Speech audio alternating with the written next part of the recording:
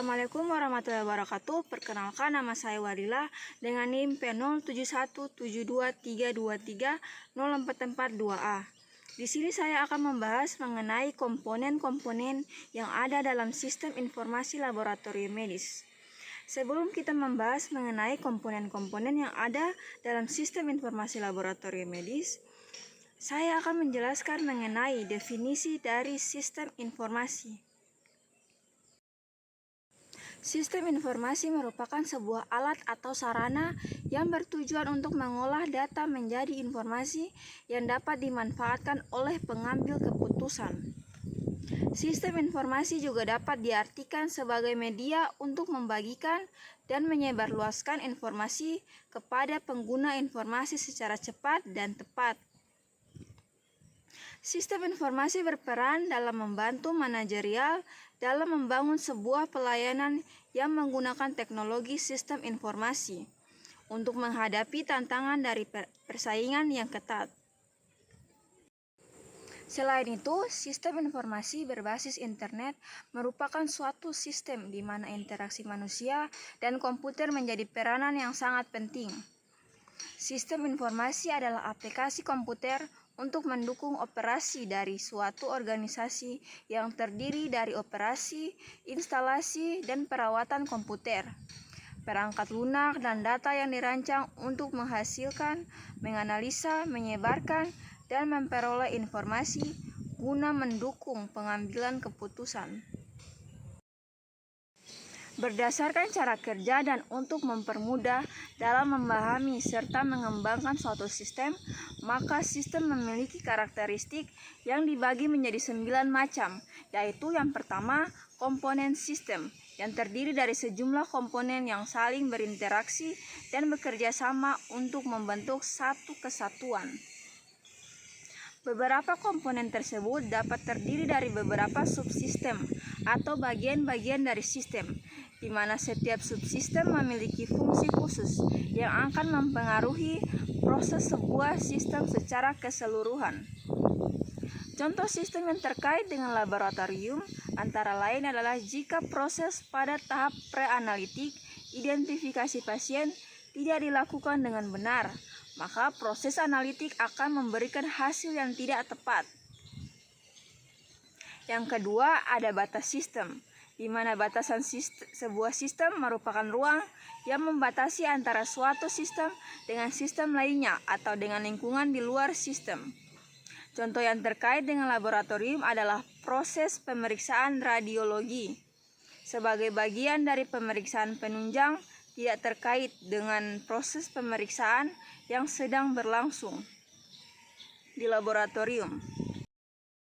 Yang ketiga ada lingkungan luar sistem. Itu merupakan sesuatu di luar batas dari sistem yang mempengaruhi operasi atau cara kerja sistem. Lingkungan luar ini dapat bersifat merugikan atau menguntungkan. Contohnya yang terkait dengan laboratorium adalah jika pada proses pendaftaran pasien data yang diisi tidak benar, maka akan berpengaruh terhadap kesalahan dalam pengambilan darah. Yang keempat, ada penghubung sistem. Itu merupakan media penghubung antar subsistem yang memungkinkan beberapa sumber data dapat mengalir satu subsistem ke subsistem lainnya. Pengeluaran dari satu subsistem akan menjadi masukan untuk subsistem lainnya melalui suatu media penghubung, serta mengintegrasikan antara suatu subsistem menjadi satu kesatuan. Contoh yang terkait dengan proses di laboratorium adalah penggunaan sistem informasi laboratorium.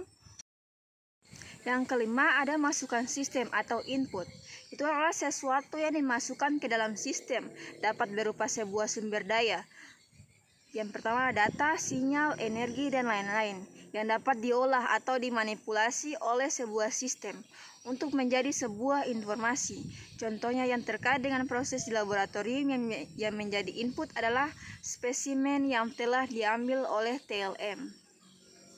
Yang keenam, ada pengolahan sistem atau proses. Itu adalah sebuah sistem mempunyai suatu bagian pengolah yang bertugas mengubah masukan menjadi keluaran, sehingga hasilnya dapat digunakan. Suatu sistem informasi akan mengolah masukan berupa data menjadi keluaran berupa informasi. Contohnya yang terkait dengan proses di laboratorium adalah dilakukan pemeriksaan terhadap spesimen.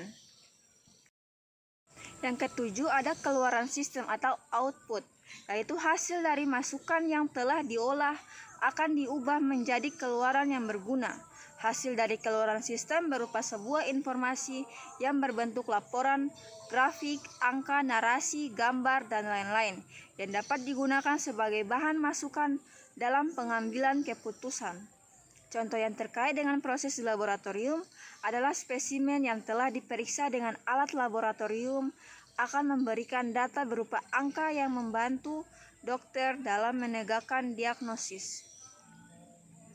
Yang kedelapan ada sasaran sistem atau objektif. Itu adalah suatu sistem pasti yang mempunyai tujuan atau sasaran. Jika suatu sistem tidak mempunyai sasaran, maka operasi atau kerja sebuah sistem tidak akan ada gunanya. Sasaran dari sistem sangat menentukan masukan yang dibutuhkan, proses kerja dan keluaran yang dihasilkan oleh sebuah sistem.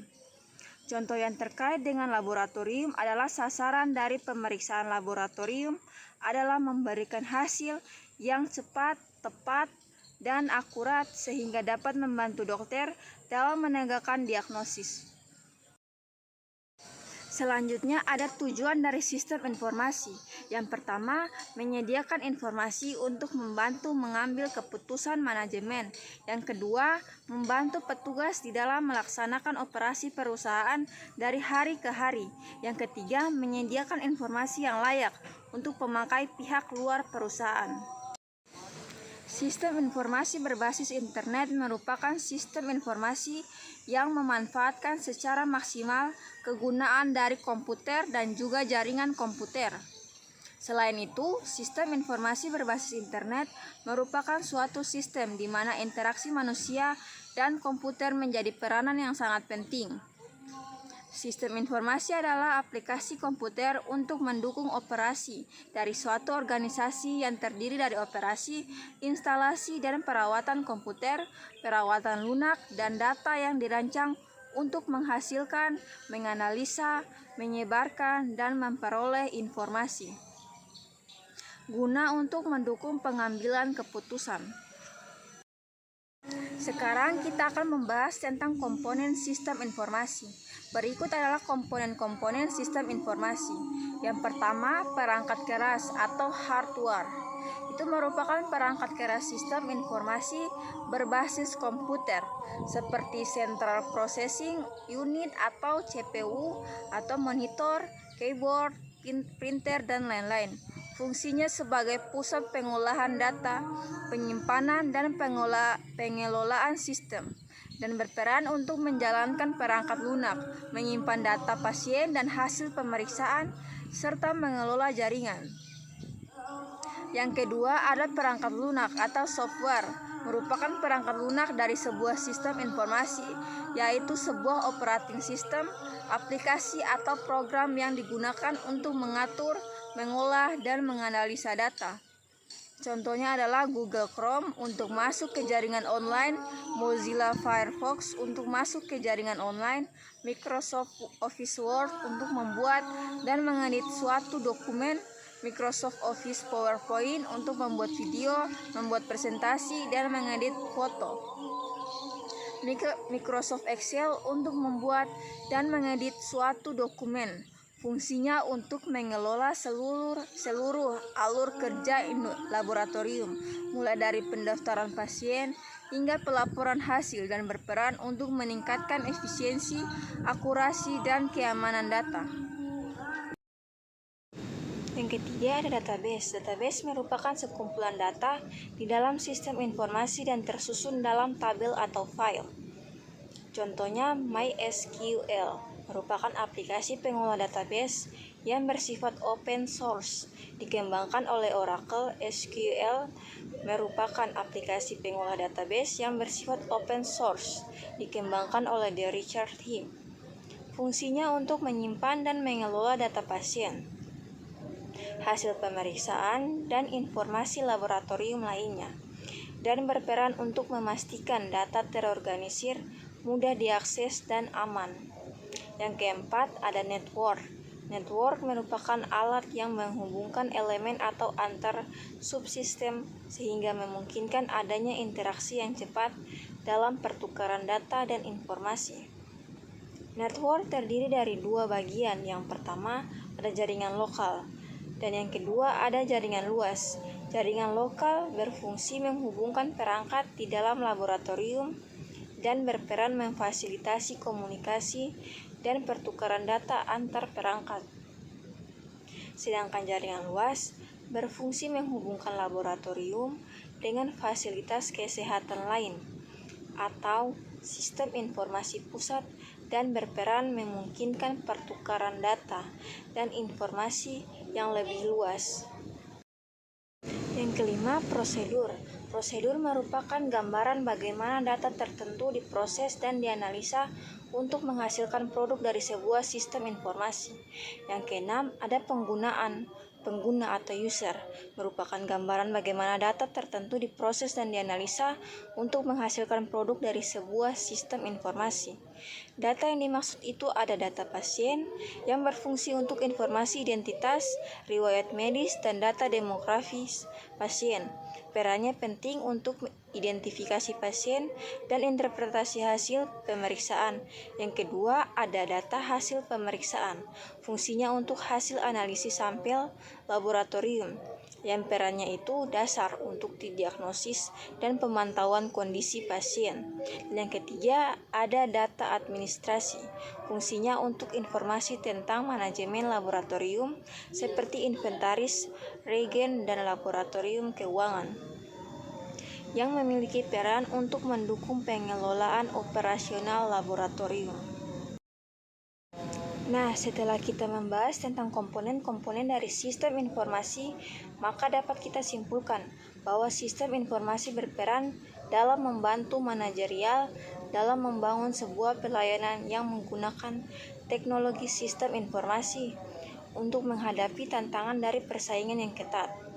Baik, itu saja sedikit penjelasan dari saya. Semoga apa yang saya jelaskan mengenai komponen-komponen yang ada dalam sistem informasi laboratorium bisa bermanfaat dan menambah wawasan untuk kita semua. Wassalamualaikum warahmatullahi wabarakatuh.